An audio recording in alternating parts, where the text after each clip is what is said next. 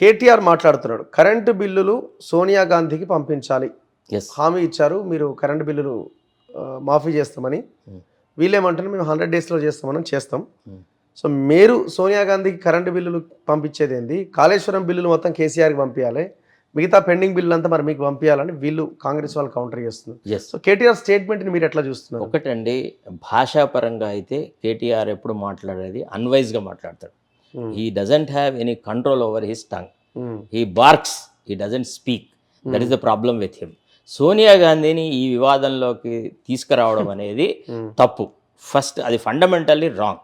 ఇతను ఒక ప్రతిపక్ష ఎమ్మెల్యేగా, ప్రతిపక్ష నాయకుడిగా పార్టీని ప్రశ్నించవచ్చు. అయితే ఆయన విమర్శ ఏదైతే ఉందో, ఏంటి మీరు బిల్లులు కట్టాలనేది అయితే ఒక డిమాండ్ ఉందో అది చాలా సహేతుకమైనది, correct. I support him on that. ఎందుకు అనంటే రేవంత్ రెడ్డి గారు ఏం చెప్పినారు, ఈ నెల మీరు బిల్లు కట్టుకోండి, వచ్చే నెల బిల్లు మేము కడతామని అన్నారా? అన్నామా లేదా? అవును. ప్రజలు ఇప్పుడు ముఖ్యమంత్రి గారు పిసిసి అధ్యక్షుడిగా, అంటే ఇప్పుడు ముఖ్యమంత్రి అయినారు, అప్పుడు పిసిసి అధ్యక్షుడినే కదా అందరూ కార్యకర్తలు ఫాలో అయ్యేది. ముఖ్యమంత్రి గారు ఏది మాట్లాడితే దాన్నే దాదాపుగా మేమందరం పబ్లిక్ మీటింగ్స్లలో రిపీట్ చేస్తూ, లేకపోతే ఆయన మాట్లాడిన దాన్ని ఒక డిఫరెంట్ లాంగ్వేజ్లో మాట్లాడుతూ వచ్చినామా లేదా? ఈనాడు ఎంత యాక్వర్డ్ సిచ్యువేషన్ ఉంది ఒకసారి ఆలోచించండి. మనం బిల్లులు కడతామని వాళ్ళకి ఆశ చూపెట్టాం కదా. చెప్పనుండే అప్పుడే మేము ప్రభుత్వానికి వచ్చిన తర్వాత 2 నెలలకి మేము అమలు చేస్తాం, లేదా 3 నెలలకు అమలు చేస్తాం, కానీ 5 గ్యారంటీస్ ఖచ్చితంగా అమలు చేస్తామని అన్నామా లేదా? అవును. ఖచ్చితంగా ఇమీడియట్గా అమలు చేస్తా అని అన్నప్పుడు మనం ఇంకా నిడివి అడిగితే 3 నెలలు అని అడిగితే చాలా కష్టదాయకమైంది.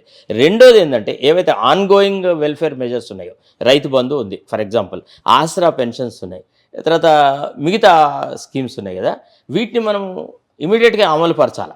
వాటిలలో జాప్యం అనేది ఈనాడు గ్రాస్ రూట్ లెవెల్ వర్కర్స్లలో కానీ లేదా ప్రజలలో కానీ సమస్యలు ఉన్నాయి.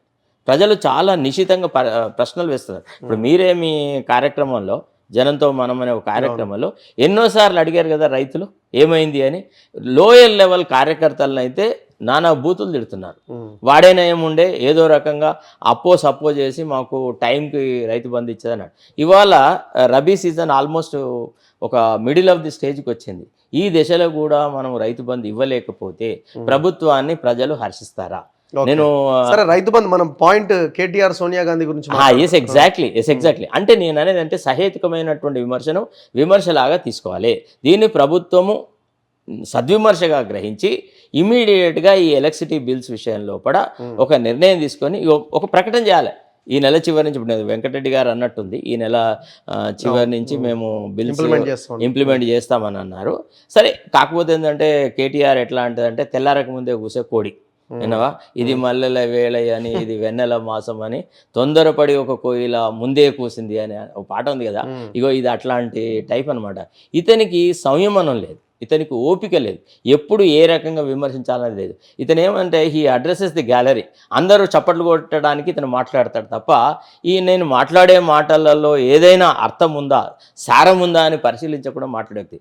అసలు ఈయన నోటి దురద వల్లనే ఇవాళ బీఆర్ఎస్ పైకి రాలేకపోతుంది. నిజానికి అయితే కొంత నిర్లిప్తత ఉన్న ఈ దశలో క్రమక్రమంగా పార్టీ పుంజుకోవాలి.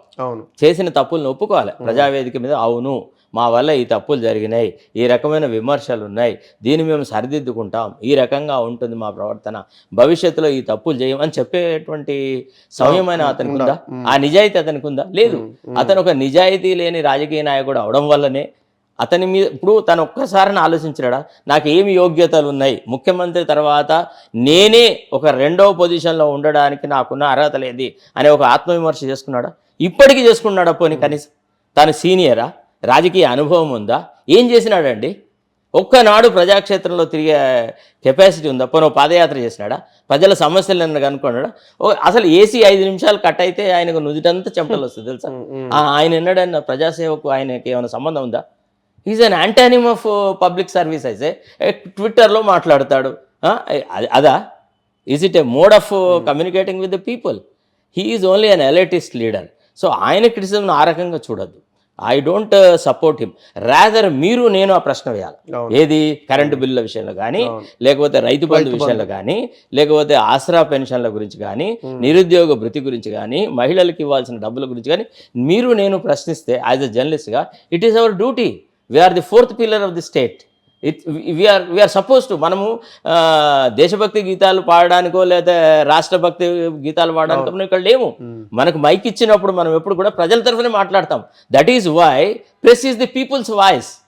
ప్రజల తరఫున ఎవరైతే అట్టడుగున ఉన్నారో, అభివృద్ధి ఫలాలు అందని వ్యక్తులు ఎవరైతే ఉన్నారో వాళ్ళ తరఫున మాట్లాడడానికి 2-3 సంవత్సరాల్లో మేము మళ్ళీ అధికారంలోకి వస్తామంటున్నారు. ఎట్లా వస్తారు? సరే, అది వాళ్ళ అత్యాశ. ఇప్పుడు ఎట్లుంటదంటే ఒంటె పెదవుల కోసం నక్క ఆశపడదట. ఒక ఒంటె నిలబడి గడ్డి తింటుంది, నక్క కింద వెయిట్ చేస్తుంది అనమాట. దాని పెదవులు ఇట్లా ఊలాడుతున్నాయి కదా, ఎప్పుడో ఒక క్షణంలో రాలి కింద పడితే నేను వాటిని తింటాను. అట్టనే ఇది అంత దురాశ అని అంటారు అనమాట, అంతే.